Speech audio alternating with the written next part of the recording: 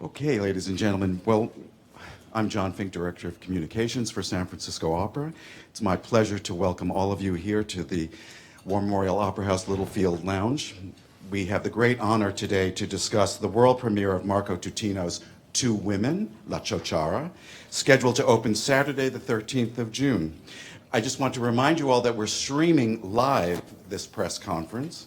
It's the first time we've ever done that, so it's quite exciting for us. It will also be archived so that you can see it later on the San Francisco Opera website should you have missed any of the conversation. You should also know that in your press kits today you have a lot of information about the opera, a synopsis, articles, and lots of great important information. I also want to point out to you, because it's been asked of me several times, is there a libretto? The libretto is available. It is in English. It is online. So go to sanfranciscoopera.com, sfopera.com, go to Two Women, and you will click on where the area is for the other information. You will see the libretto there. In addition to that, we have some wonderful videos of Anna Caterina Antonacci and Francesca Zambello and other folks from the creative team. I also want to say today that our good friends Paolo Barlera from the Italian Cultural Institute and Amelia Antonucci from the Leonardo da Vinci Society are here today, and I'm pleased to announce that there will be a public screening of the Vittoria De Sica film La Ciociara, Two Women, starring Sophia Loren, which you see in the back. It will be on Sunday, the 31st of May. Details are in your press kit about that. And the Italian Cinema Society of San Francisco will be binge screening 4 Vittoria De Sica films in one day on the 26th of September at the Castro Theater. Now, I'm not aware that we're commissioning any operas from those 4 films, unless David and Margot have a plan for that. I'm not quite sure. But the Italian cinema is offering this, and it's surely something that if you love Italian cinema, you shouldn't miss that. So now I'd like to turn this over to the San Francisco Opera dramaturg Kip Crana, who will moderate the panel, and after that we'll have questions from all of you in the audience. Thank you. Kip? Thank you, John. It's a pleasure to be here and to welcome you all as we launch this exciting project. Before coming up here, I just looked in my email file on this opera to see what the earliest message was, and it was from September of 2011 from Carmeniera, the widow of Alberto Moravia, saying that she was willing to let us use her late husband's book for an opera. So this has been in the process a long time. La Ciociara in Italian, Two Women in English. It's a good read. I recommend it. Let's start with you, Marco, and ask, how did the idea of this book come to you as the source for an opera subject? Well, I apologize, first of all, for my English that is already horrible when I'm not so tired. Imagine with a jet lag, it's becoming a sort of Esperanto. Well, the idea, actually, do you remember, Nicola? Yeah. It became when we was in my country house, Yeah. in Tuscany, and we were discussing about, but which kind of opera would you prefer to compose in the future? And discussing, why not La Ciociara? And it's incredible that thanks to David and thanks to Nicola, this dream became the reality. I'm so proud about this. The book is very well known in Italy. Is that right? Most Italian readers are familiar with this story? Sorry.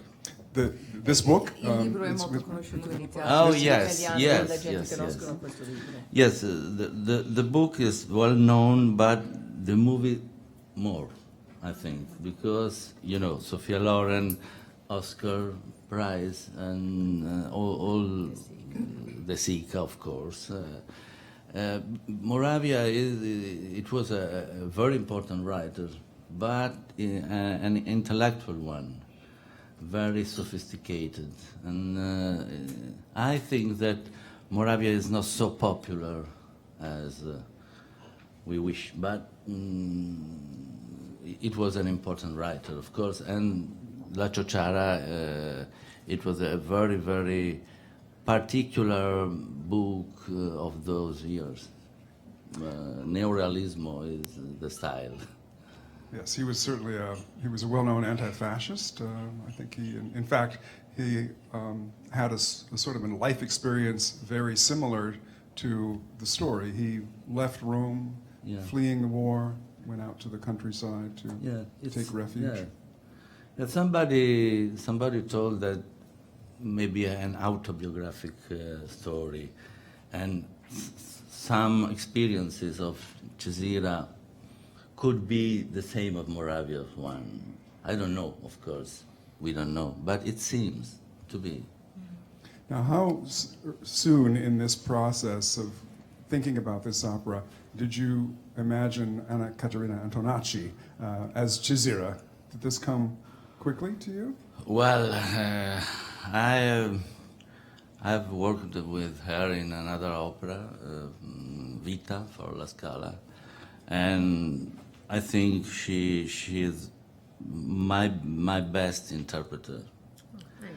And yes, I you know, singers are strange. Yes, but Anna Caterina is unique. It's, you can't have two Anna Caterina Antonacci. She is so particular for her voice, but above all for her personality on scene, because it's an actress. It's the real actress, and that is what I need for me, for my music. And you've worked on this opera with collaborators, and we'd like to hear a little bit about that process. Luca Rossi as a scriptwriter, and Fabio Ceresa as your co-librettist. What was that relationship like? Well, it was clear to me that this story couldn't be an opera if we live like it is, because you know, the neorealism style is so basic, so without passion, and that is exactly what is wrong for an opera. So we have to change the story. We have to change the subject. We have to modify the dramatic structure. And I felt that I need a writer, a screenwriter, to rewrite the story. And so I asked to my best friend Luca Rossi to rewrite the story, and introducing a new character that was Giovanni, because in the story, in the original novel, we don't have a bad character, you know, the villain. No, and you can't you imagine? Can you imagine an opera with a tenor who loves a soprano without a baritone who try to prevent this? It's impossible. So I thought that we have to introduce this character and also change something, but the structure of the story remains the same. But in some details, in some passages, we change a lot. The script that Luca Rossi wrote, it's very detailed, like a screenplay. Yeah. Reminded me a little bit of the process that Puccini used with Giuseppe Illica, Luigi Illica, and Giuseppe Giacosa. Yeah. A similar structure Exactly, of a scriptwriter and then a poet. Yes, I think that is the right process to make an opera, still now in our age. What are the other composers that have influenced you? It's difficult to describe a composer's style, but who would you say, as you became a composer, Who were the composers that were the biggest influence on you?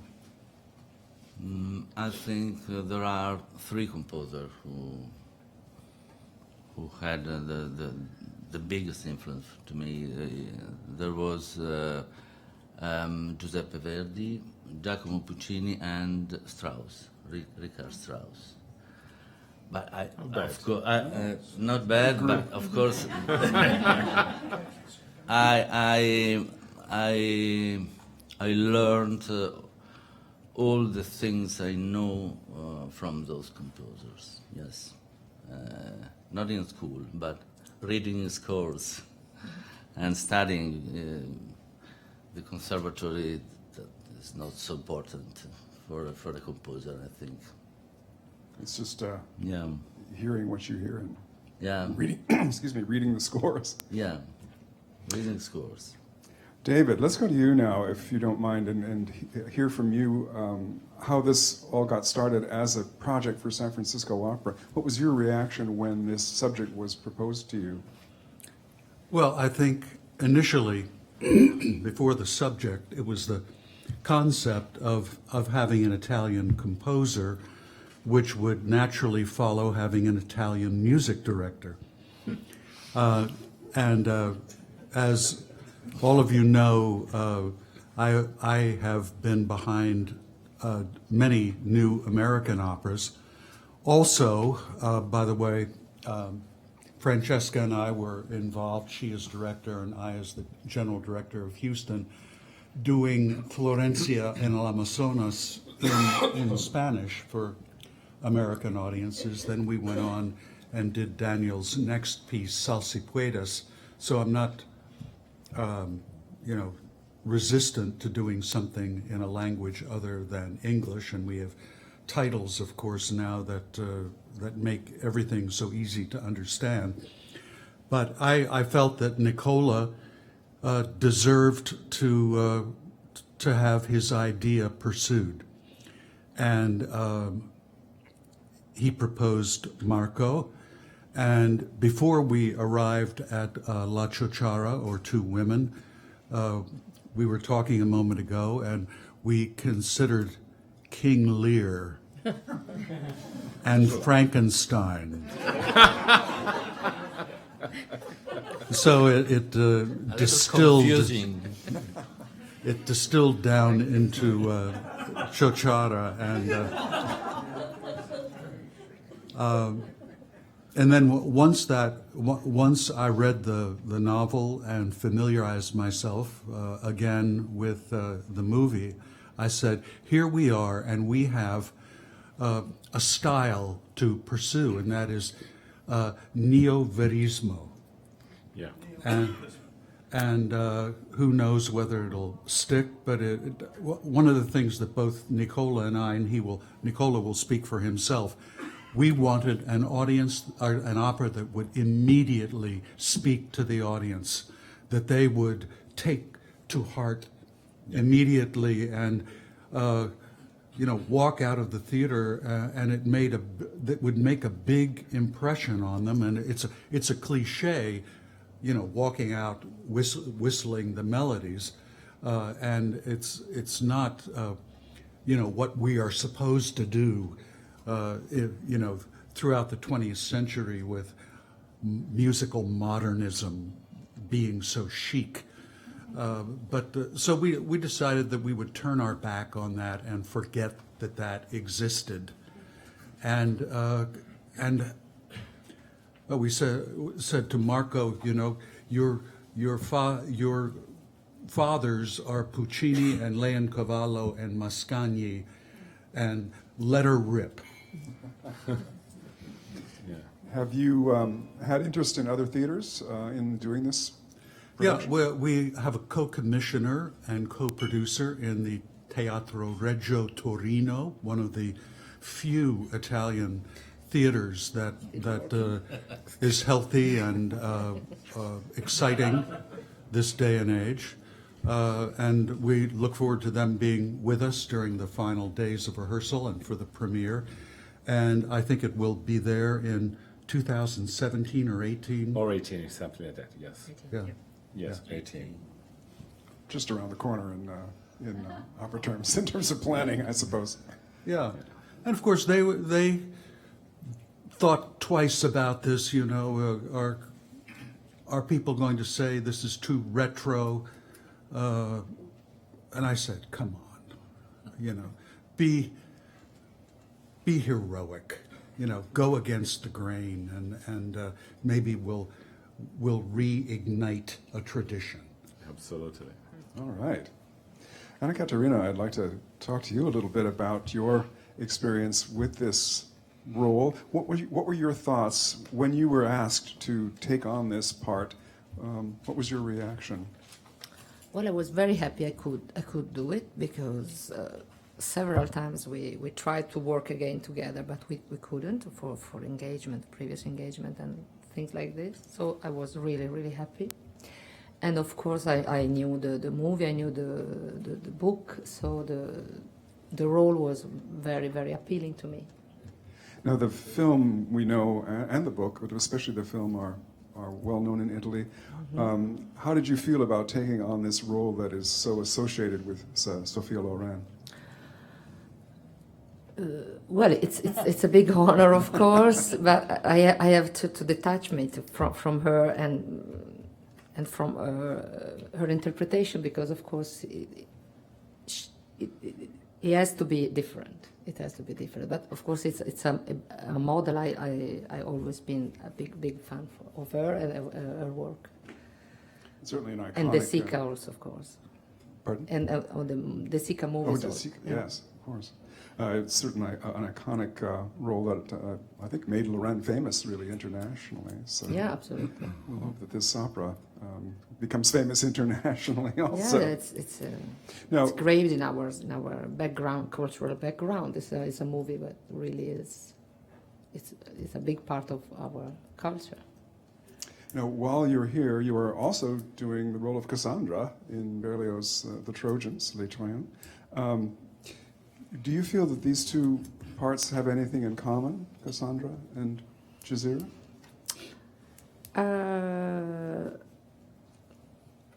Sometimes because she is sort of. No, actually no. I don't think no. No, once I had an idea about that. I say, oh look, there can be the same scene as Cesira, but no, absolutely no, because Cassandra is such a mythical and classical figure, and Cesira is a very a real woman, a real human being. With no power, with no magical powers and nothing. Unfortunately, and she's really, she's a mortal. Come si dice? Una mortale. Yes, immortal. Yeah. Yes. She's human. But she's very strong and Yeah. determined. Exactly. One thing I suppose they do have in common is at least the background that both are in a situation of war and coping with the effects of war and disastrous consequences Yeah, of this war. can be a. You see? Disastrous consequences. Disaster. Happy? Yeah. So- Come si fa? Si butta dietro. No, it is not solved. No. So, One other question about the roles that you have taken on in your career. Unusual roles, and to some extent, and I think very interesting characters that you have chosen to portray. I know Carmen is a favorite role of yours, but you also recently just did a double bill of Poulenc's Les Voix Humaines and The Secret of Suzanne by Wolf Ferrari. How do you make your choices in deciding what roles to? I must say that I'm very often being offered something, so I have. It's not always my idea. Almost always it's somebody else's ideas. So I'm just lucky. Do you have anything, any new roles that you're planning to take on in the future? Yes, I will do Georgiana by Britain. Wow, wonderful. Yeah, it's wonderful, huh? And then also, this wasn't my idea, so. You hire yourself. We have to come up with some more ideas for you. Not in Italy, I suppose. No, in Spain. I know you've done the role of Penelope in the Yes, foreign opera. yes, I've I know been that- doing wish that. And I will do it next season also. I'd love to see that. Nicola, I think we better come to you now. Hello, how are you? This is all your fault. You got us into this project. Yeah. How did you come up with the idea of working with Marco? You knew his music, and you had worked with him? We know each other from many years, and first time probably was 2007 when I have conducted something from Marco music. It was Richard III. It was a ballet. Have done this in concert, and I was really impressed about the quality of the composing and the quality of the orchestration. Including the Napa Festival. Napa Festival, right? And that's the first time I heard the right. music of Marco and had a chance to meet him. Robert Redford was there at this festival. He was impressed too. So This is the Festival del Sol. Right? yes, Festival Sun Festival. We had a great time together, and I discovered not just a composer but a man. Because behind a composer, there is also must be a man, also with ideas, with the background, with interesting things to propose, and an interesting life. Because when we conduct Puccini, when I conduct Puccini, or we sing Puccini, or we do Verdi, we are interested also with a man. We discover in the man, and discovering the man, you discover the composer, you discover his word, his personal word, that will become part of his music.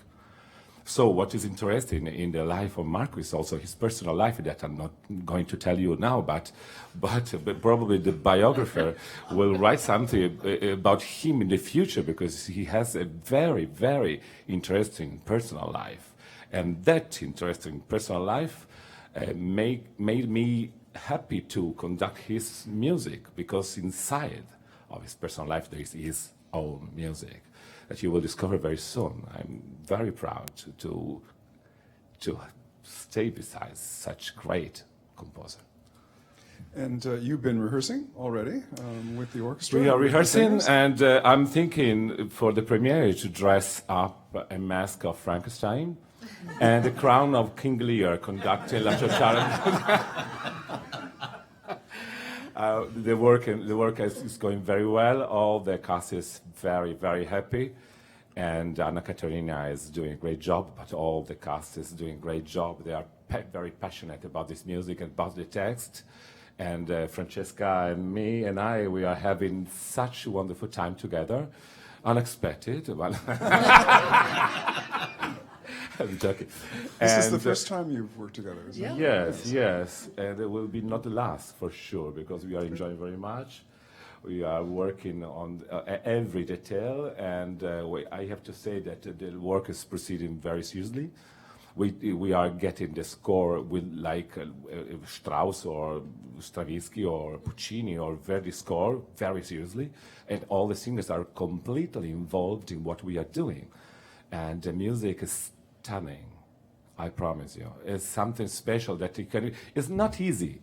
Because sometimes when we speak about music that you can understand, you say, oh, this is music, it's little music. No, believe me, I spent months to study this score. It's not easy, and the orchestra is struggling to play this score, and the singer are struggling to learn this score. It's very hard, but he has a communication. I mean, the communication between the music and the audio will be direct. You don't need somebody that translates to you what we are doing.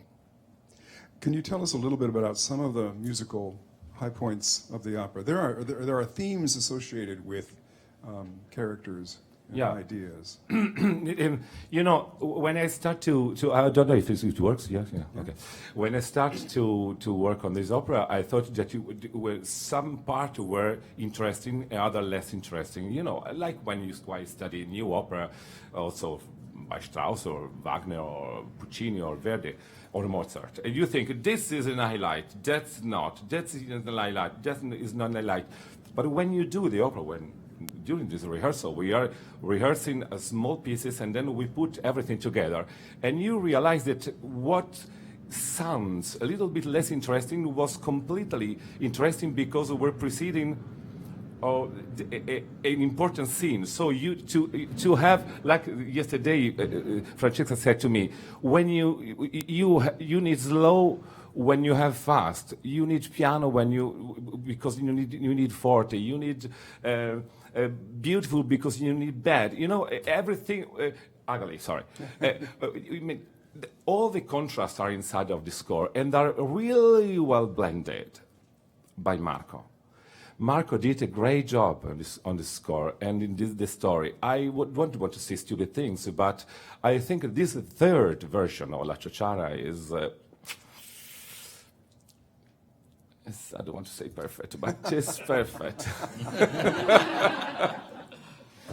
The opera has, I'm not giving too much away, I don't think, by saying that it has an actual Italian popular song included in the score, Una strada nel bosco. Yes, because in the movie, if you remember the movie, at the end, Renato Salvatore, that is one of the characters, that is drive the camion, the truck. At the end of the movie, she's in the camion, the truck starts to sing La strada nel bosco.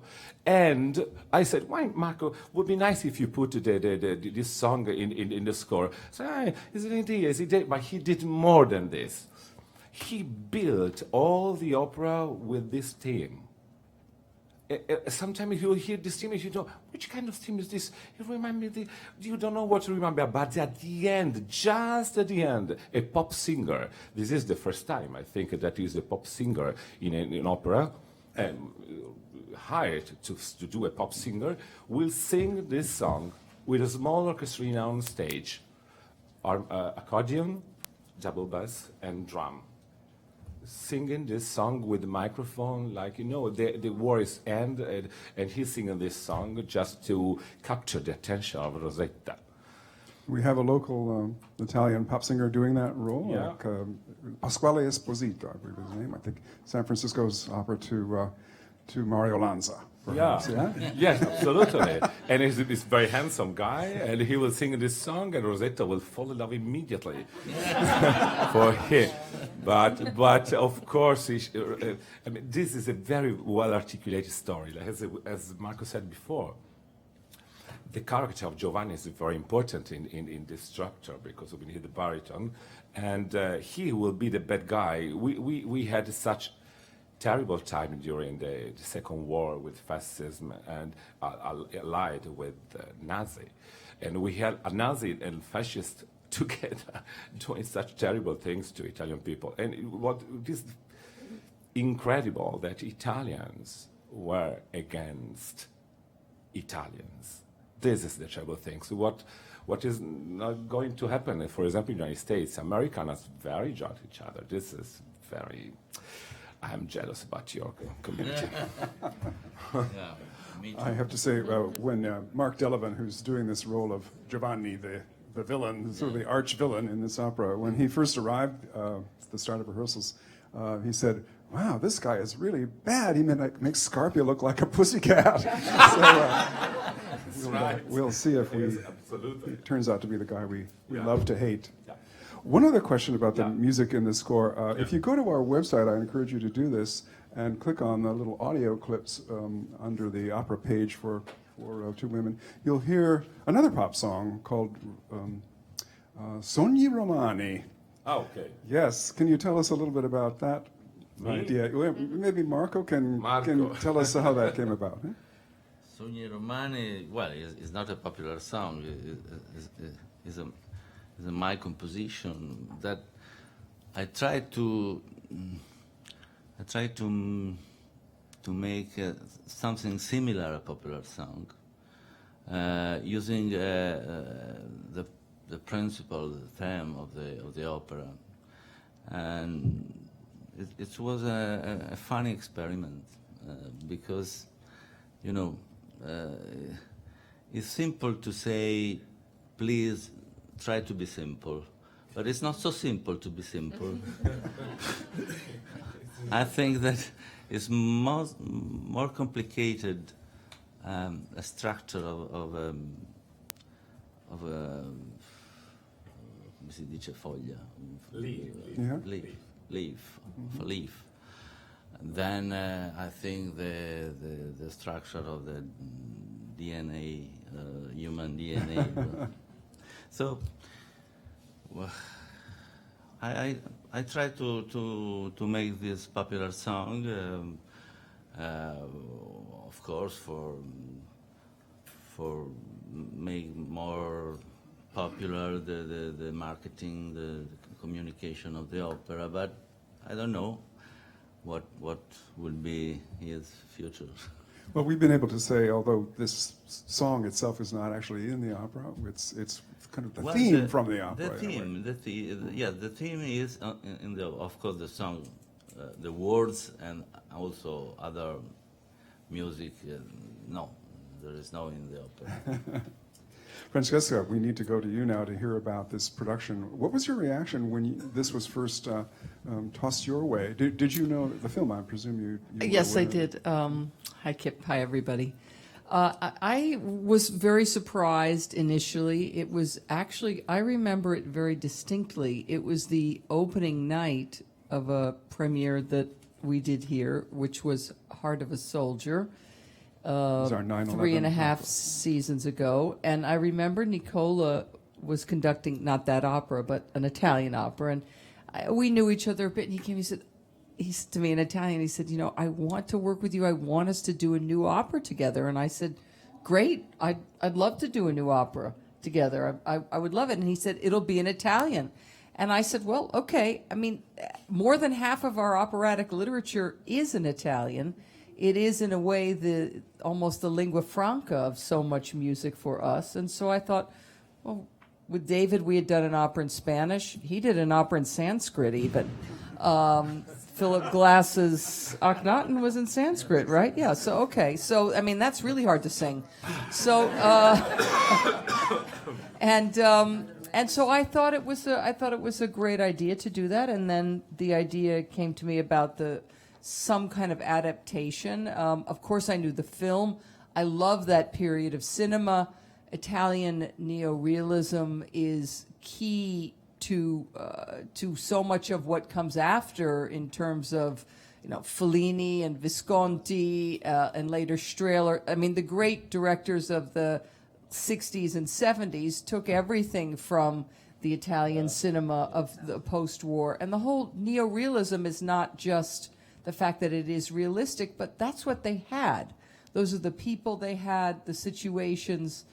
And in a way, I find much of it is like something that comes a little earlier in America, our own school of realism, really, of our writers, Steinbeck, Faulkner, late Dreiser. And so to me, I did not know the book. I knew the movie. I loved the movie. I read the book, and I thought it feels operatic.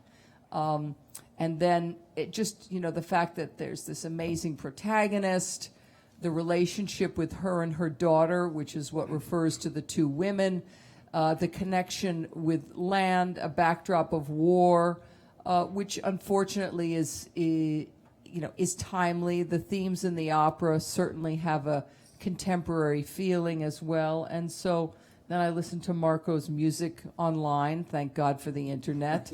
And I actually thought, it is like a new school. It's like neo-verismo music and a neo-realistic story. And I said, well, why shouldn't we do something like that? I mean, having worked on, 25 world premieres or more by now, and some of them are just clunkers. I mean, some of them are just music torture. We've been through a few together, haven't we? Okay. Music torture. And I think we're all in pursuit of not just what is the next great opera, but, we have to keep revitalizing the art form. And there's only so many ways you can, let's go and do another production of Rigoletto. So part of what audiences crave is something that is new. And so I think to use this combination of history, a style of music, a language that people can sing incredibly beautifully in, and the composer, it just seemed like a match. And then when I knew it was with these people, I couldn't have been happy. Anna Katerina and I started our careers together in Rome a few years ago. I knew her when she was like a high soprano, and then I did Carmen with her as a mezzo, and now we're meeting in the middle with this role. And then to work with Nicola, we're having a lot of fun for a tragedy. Well, let's say it has an uplift at the end, if it is tragic elsewhere. Can you talk a little bit about the process you've gone through with your designers, envisioning how this production will look? I mean, the great thing here at San Francisco is that we always do workshops of the opera as well as planning it. So we had a chance to listen to it, to read the libretto, to work with Marco, to work with Nicola. We actually did a workshop not so long ago where Nicola sang the entire opera, and that is on sale in iTunes. Okay, I'm joking. Don't worry. Okay, that's how we're paying for the commission. Actually, no. Anyway, but the design process of a new opera is always very tricky, because with an existing work, you get the score, you get the source material, you you listen to the music, you study the score. The score is your Bible. And our job is, we're interpreters, directors, designers, choreographers. We're the interpreters. He's the creator, the conductor. We interpret what is on the page. So if it's not on the page yet, we had a lot of the words and we knew the story. So with the set, costume, lighting, and projection designer, we had to create a world that would have a great fluidity and also suggest a kind of neo-realism. I felt that we could not go into abstraction visually, that the score called for a kind of realism, and so that is definitely what we are doing. It uses projections. It is not necessarily cinematic. I mean, I think it is, it is cinematic in a sense, but the style of acting, the style of performing, the way that things look have a realistic quality. And also it was important to convey a fair amount of history that people don't know about World War II and what went on in Italy. And so I think we have worked that into the design as well. That is a period, it's interesting to me, that Americans don't learn much about. We know about Auschwitz and D-Day and the London Blitz and Pearl Harbor and Hiroshima and all that. You'd be surprised how many people don't even know that anymore. So there will be there'll be some clues in the production about this period. There's a number of clues in the design regarding the fall of fascism, the arrival of the Nazis, the Nazi takeover, the Nazi collaboration, and of course Italy had its own version of people who were collaborators with the Nazis. We think of France and how it's so clearly demarcated there, but in Italy it was incredibly complicated. And then the fact that this piece deals with, there's a poster outside when you come in with a rather tragic part of Italian history, which is that the Allies could not actually break through to Rome. And so Anzio, which is a mountainous region, the people who actually got through were the Moroccans, who were, of course, part of the French army. And in payment to them, they were granted a kind of carte blanche to pillage and rape many villages. And so the poster, when you go out, is a statue in homage to those who met a very tragic fate. This is a very dark part of Italian history. And then, of course, immediately after this is when the Americans arrived, and we all think of, the great, Italian and American flags waving together. For us to get there, there was this very dark part of Italian history, which is key to the story in this piece. Le Marochinate, is that the word for these women who were so brutalized by these Moroccan troops? Obviously something very central to Moravia's book, and certainly not something we know about. Right. I mean, clearly it's something that is a dark part of history, but one that also lends a sentiment of the world today without hitting an audience over the head. I mean, it asks the questions about war and the questions about brutality and particularly violence against civilians, women, and children. And that is something that the final scene, the protagonist really asks not only everyone on stage, but in a way has a kind of direct address to the audience. We haven't staged this yet, so we're working on that tomorrow. But I think that that's a key part of it and in the writing as well. There's a key idea, it seems to me, in Moravia's book, talking about the sort of Italian personality, Italian culture, and he uses this phrase several times, qui nessuno è fesso. Meaning here no one is a fool, and that people would do anything they can to take advantage of the situation, go with one side or the other. Marco, it seems to me that this is kind of an essential quality with Giovanni. He represents this aspect of Italians at this period. It's true. But we haven't talked about And Michele as his polar opposite. Exactly. The romantic tenor. Right. Michele is the idealist. He is the part of the. There are two triangles. You know, drama works because of triangles always, and in this case we have two great triangles. We have mother, daughter, and Michele. Michele is in love with the mother. The daughter is in love with Michele, and the mother is. I guess she's in love with Michele, but in the end she's really in love with, not herself, but survival.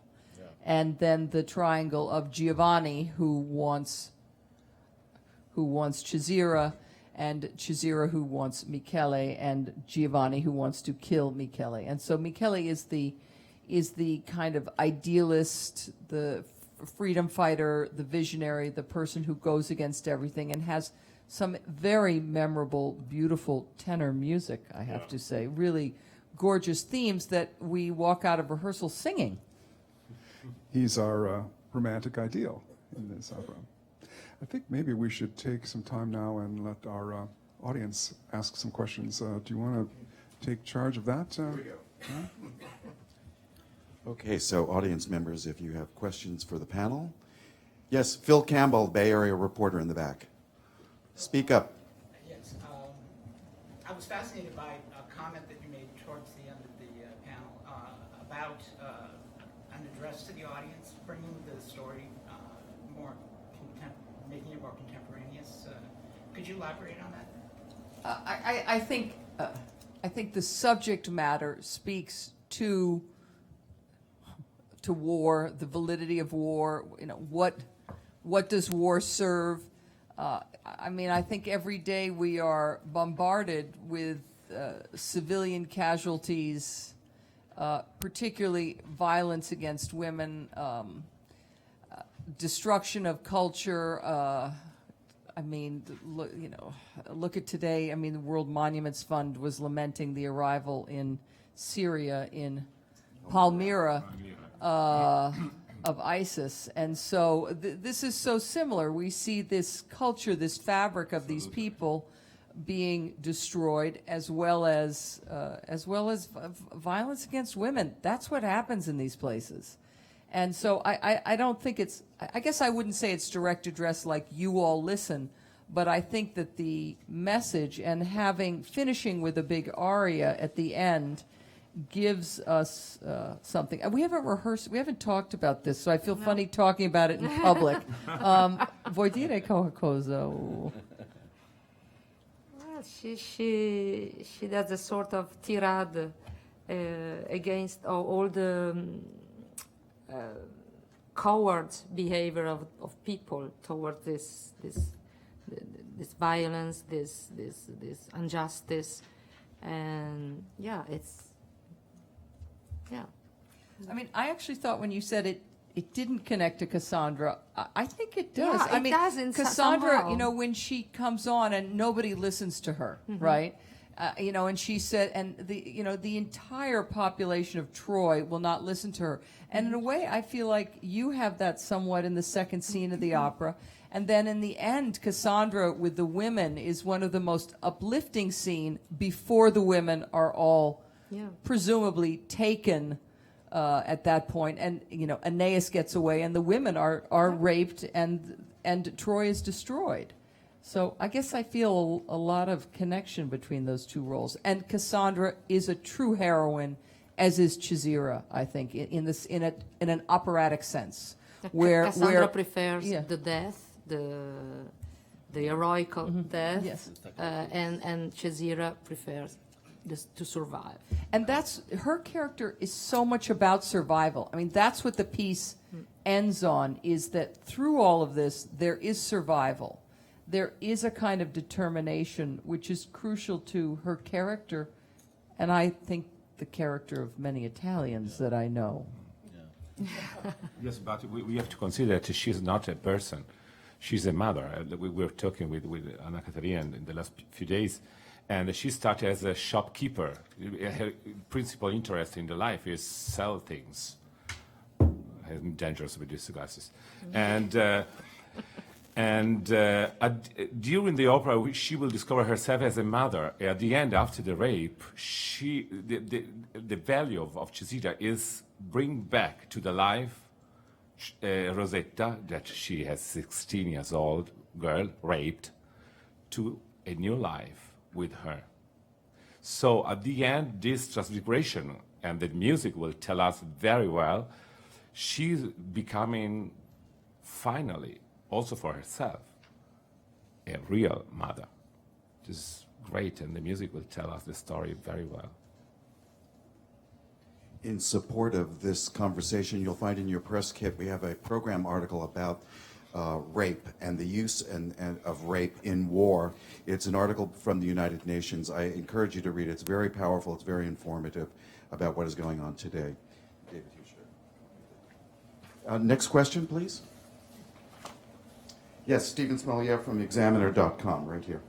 So I'm interested in the extent to which so much of the operatic repertoire is grounded in historical events. And I'm interested in the fact that I've now seen two of your operas that are in a very near history, 9/11 and the Second World War. I'm wondering, from your point of view as a director, do you have certain senses as to which historical distances are easier to work with than others? I don't know if everybody got the question. I will repeat it. Recently, I directed The Heart of a Soldier, which you referred to as a 9/11 opera. We didn't go into it thinking that way. We really thought about it as the life of Rick Rescorla. But if history has, in a way, if you're able to distance oneself, or is that a fair question? Fair. Yes. I think we all know history teaches us lessons. We just don't always listen. And opera, I think, can be a very powerful tool, and one that I think we all in different companies are using more and more to animate history. I'm very grateful to San Francisco and to David that they did the premiere, for example, of Appomattox here. And in Washington, we're presenting it next year in a revised version, which is actually, the whole second act is now about the Civil Rights Voting Act. So I think that, history makes great drama. And I don't think you have to be literal in history. I think that's very important.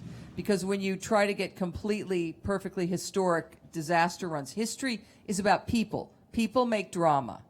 History, events is one thing to study, but it is important, again, to focus on the characters. And that's what, we really have strong characters here in Chisira and Rosetta, Giovanni, the invention of the villain. And I think, for example, when you ask about Heart of a Soldier, that's a piece we're going to revisit actually in Washington and rewrite and work on it, because it's not always right the first time when you do it.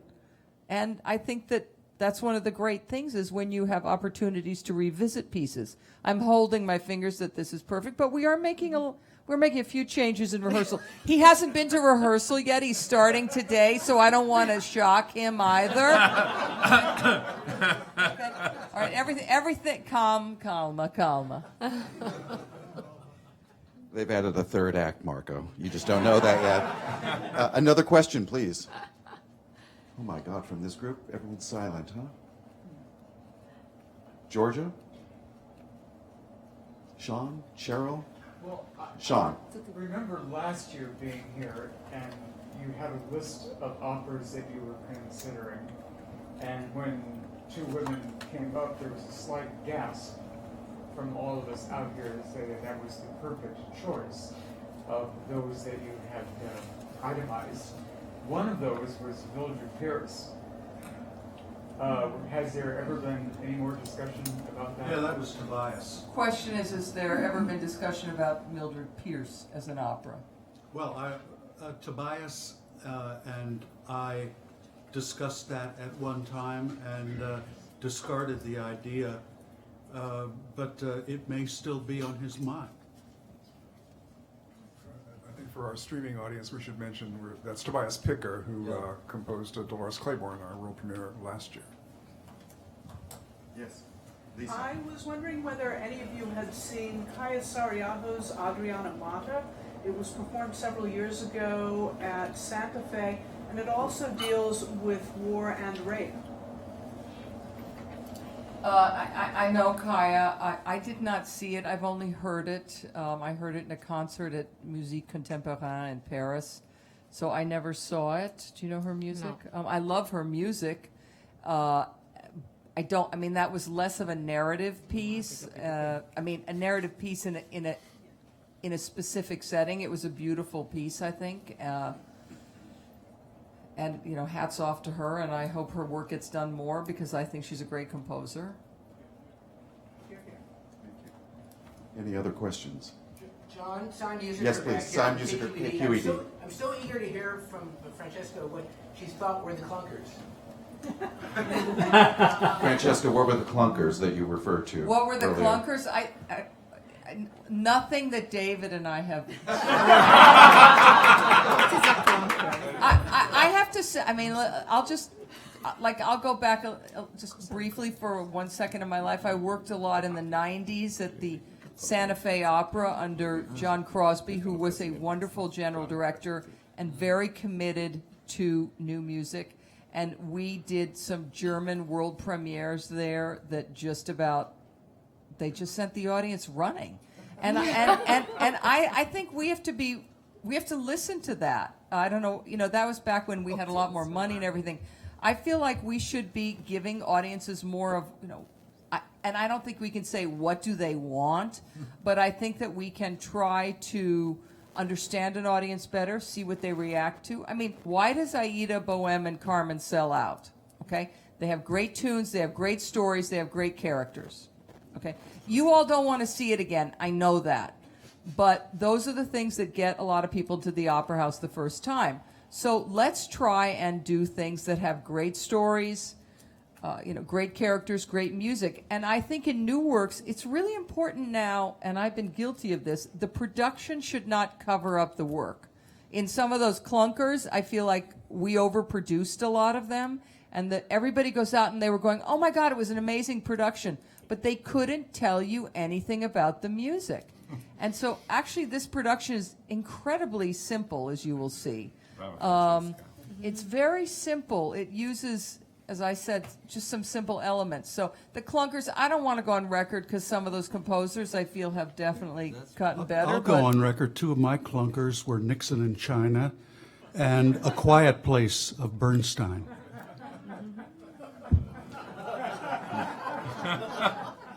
You just don't know what's going to last. That's the point. You never know. We all know the story of the premiere of The Marriage of Figaro, or poor Bizet basically killing himself after the premiere of Carmen. That is tragic. Berlioz. And Berlioz. Well, he could have used some scissors.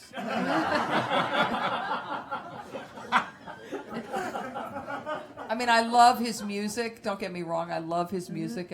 Trojans is one of my favorite operas. I've been lucky to direct it. But, you know, an editor might have made it more popular earlier on. Marco, please don't go to the Golden Gate Bridge. We don't want that here. I can't kill myself. Because that's another question, please. Paul Hertelinde, Arts SF. Yeah, I'm sort of curious. We're in a period of relative crisis in opera, and at least in the United States of America, with the collapse of the New York City Opera, the fact that the Metropolitan Opera has run up storm signals like hurricane flags, and They shouldn't those be are not so doing that. fascinating. But I sort of wonder whether is the salvation of opera going more in the direction of traditional repertory, or do you see it more in the direction of contemporary works? And your question is directed for David Gockery? Anybody who's David? brave enough. You know, I think it's got to be fresh looks at the great works, and it's got to be new works.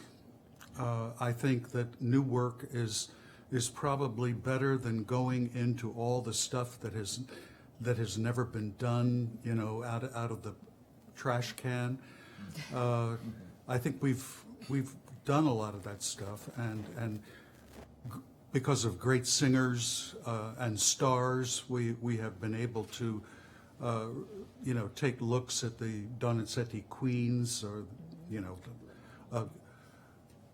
vapid work like La Fille du Régiment, thanks to Sutherland and Sills. But you know, something all of us realize, they're not the stars today that can lend their name to mediocre works and have the public drawn into the theater. We have to do it with other than stars. We have to do great productions, ensemble values, exciting new visions, and new works that grab the audience right from the start. And we are, in a way, we are luckier, I think, in America than anywhere else, because opera is 400 years old. Opera in America, it's not even 100 years old, really. I mean, we were lucky to present Showboat here last year. Now, Showboat's it's like 85 years old. So I don't think that's the first opera. Clearly, it began in the beginning of the 20th century here, but we are still creating our own lexicon, our own world of music, using all of our forms. And so I feel very fortunate to be working on so much new music, trying to produce so much new music. And if Peter Gelb wants to go around and say so many negative things about an art form that we love, cherish, and manage to sell tickets for, then he should learn to keep his mouth shut. So there. I would Nicola, like, would you yes, comment on the yes, I European would scene? like to encourage all the composers today to go back to go ahead. Sometimes in the history, we have to realize that we are going too ahead. We are not. It's impossible to write for machines. We are not machines. We are not cars. We have no engineers inside. We eat. We make love. We walk. We talk. We need something that is close to our life. So I would like to send a message to all the composers in the world. Please write music understandable for the audience. They are paying tickets. And I think, Nicola, to that point, it's like we're at a point now where technology took over a lot of what we do. And I think people are yearning for feeling and content and ideas and something that's personal. And the theater is personal. There's no question. So I think, you know, are people running back? We're all trying to sell more tickets. And in some ways, some things are working. And new pieces definitely help, I find. It's got to be very personal